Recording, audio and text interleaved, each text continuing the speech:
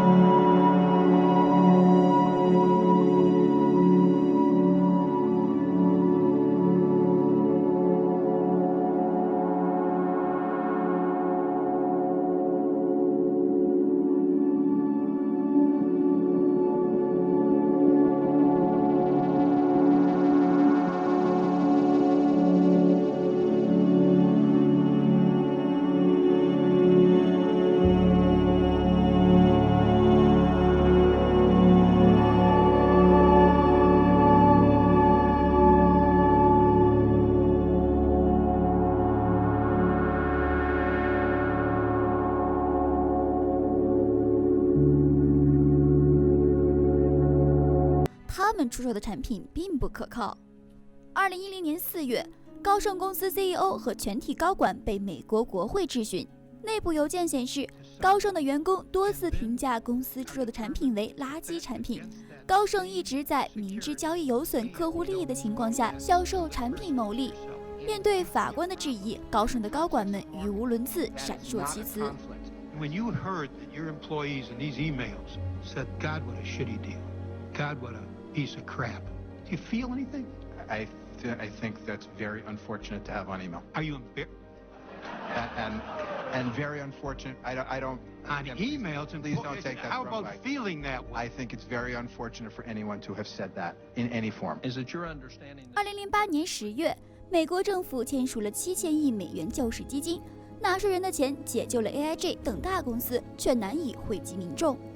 佛罗里达州出现了一个帐篷城，失去工作的人们聚在一起等待工作机会。中国制造业业绩下滑，超过1000万打工者失业。与之相反的是，雷曼兄弟的5名高管在2000年到2007年间将10多亿美金收入囊中。美林证券的 CEO 在2006年和2007年的年薪为9000万美元。搞垮公司后，他又收获了1.61亿美元的离职金，让世界陷入危机的人们却在危机过后全身而退。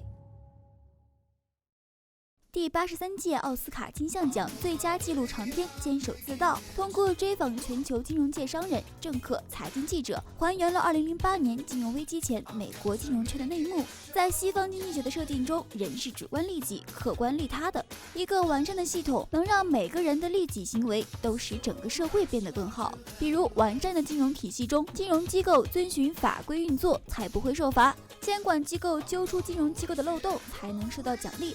二者为了各自利益互为掣肘，但在坚守自盗披露的事实中，金融公司为了利益欺瞒客户，经济学者收受贿赂，发表违背事实的研究结论，监管机构坐视不理，没有发挥任何作用。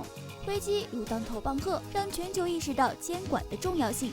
但正如影片最后所说，我们度过了灾难，但导致灾难的机构仍在掌权。他们承诺这一切不会重演，却还是会不顾一切追求利益。这一切都不会容易，但至少还有些东西值得我们去奋斗。这里是财知微记录，欢迎你点击关注，我们每天一起长知识。